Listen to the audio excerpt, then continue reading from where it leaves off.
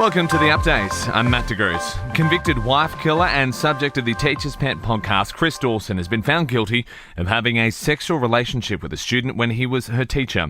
The former rugby league player will be sentenced in September after a judge found him guilty of one count of carnal knowledge by a teacher of a girl aged between 10 and 17. On the basis of the complainant's evidence, supported by the evidence identified in these reasons, I am satisfied beyond reasonable doubt that the accused committed the offence charged and find him guilty. David Jenkins, a relative of Dawson's first wife Lynette, has welcomed today's verdict. I think it was the right outcome. I think it was a long time coming, but I'm glad that the judge decided that there was enough evidence to support the truth that people were speaking. Dawson could be heard swearing to himself on the video link as the verdict was handed down.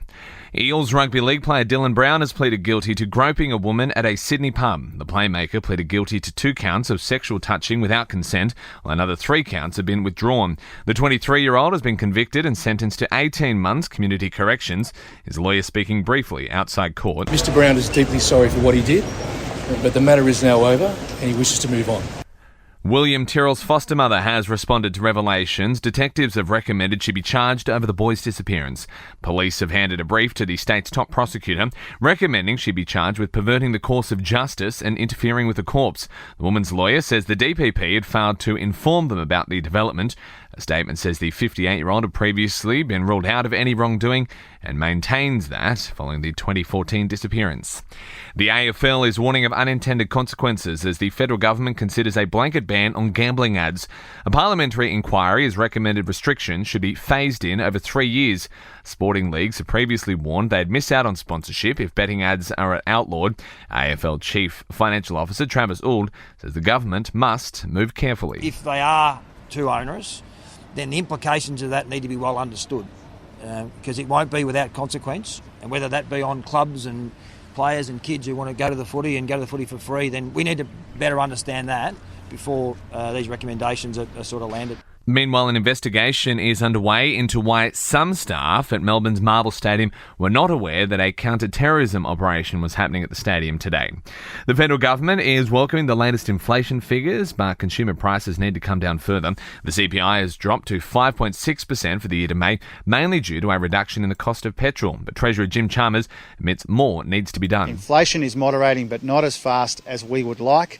That's why it's so important that we build this bigger surplus and these bigger buffers at a time when inflation is at its most persistent. Sport and entertainment are next. England's cricketers will persist with its baseball strategy in the second Ashes test against Australia beginning tonight at Lord's. Critics claim England lost the first test because they were too aggressive, but Captain Ben Stokes says they won't be toning things down. Just more of the same. Look, I've said it for a long time now that we found a way of cricket which brings the best out of us as a team. You know, we found huge success in our mentality and the way that we go out and take the game on, so things won't change. In AFL, Swans champion Lance Franklin is likely to sit out another week with knee soreness. He missed last week's 171-point victory over West Coast. And New Zealand has beaten Lebanon 76-45 at the Women's Basketball Asia Cup in Sydney. The Opals take on Japan this evening.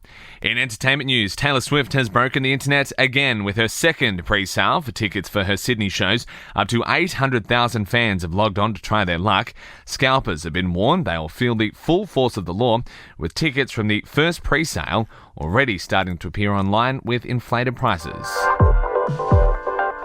And that's the latest from the Nova Podcast News team. We'll see you tomorrow morning for another episode of The Update.